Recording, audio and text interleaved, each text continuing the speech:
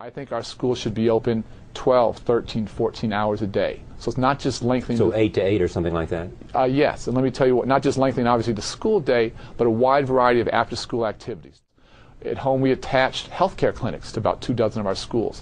Where schools truly become the centers of the community, great things happen. So I think we need the schools open much longer hours. So keep them open 12 hours a day, 12 months a year? Yes. 12 hours a day, 12 months a year. And I would go to 6 or 7 days a week, not just Monday through Friday. 7 days a week. Schools so the school becomes a center of community life. Where the school becomes a center of community life, great things are going to happen for those families and great things are going to happen for those children. Then tell me why that hasn't happened before. And what I came to understand as I got older, that literally the difference between those who lived and did well and those who died was education. I didn't have one friend who made it out and went to college who ended up getting killed. The students that dropped out, the students that didn't have the opportunity, they didn't make it. They literally didn't make it. And so this battle is about more than education. This is a battle for social justice. And that when we give those opportunities and when we stay with children, they can go on to be the Hollywood movie stars and the brain surgeons and the IBM leaders and the great educators. And when we don't, the consequences are absolutely devastating.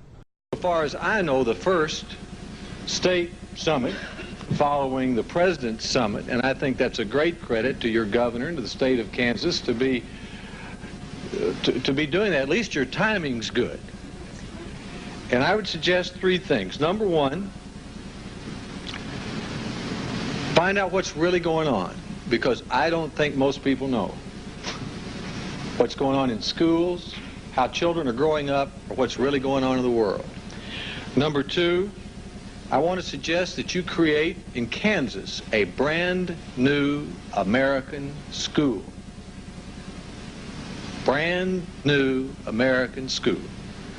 And number 3, I want to suggest that when you do that, you help that new school develop some new goals and new report cards for itself. I would go down to the maternity ward of the local hospital, or whatever you call the part of the hospital where the nurses are, who are there when the babies are born, and find out how many babies are born out of wedlock, how many babies are born with single parents, just so you know that.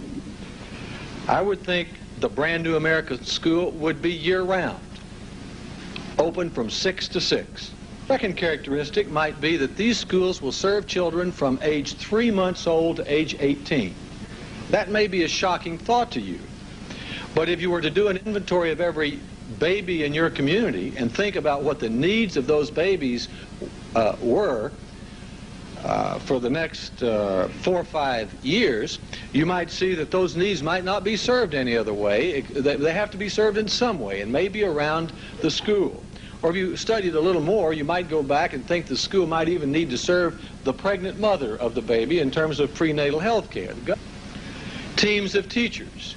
Albert Shanker suggested that maybe there ought to be a team of teachers attached to a child from the day that child arrives in the school to stay with that child all the way to the 8th grade.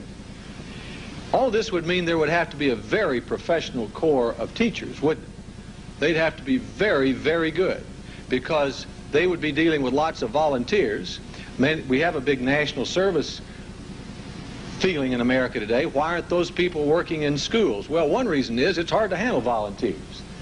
So this team of highly trained principals and teachers would have to have career ladders. They would need to be master teachers. They would need to be paid $50,000, $60,000, $70,000 a year to create a brand new American school in every state capital. The great advantage of that would be there wouldn't be all these arguments about whether to do this program or that program or which one to do first. You wouldn't do any of it.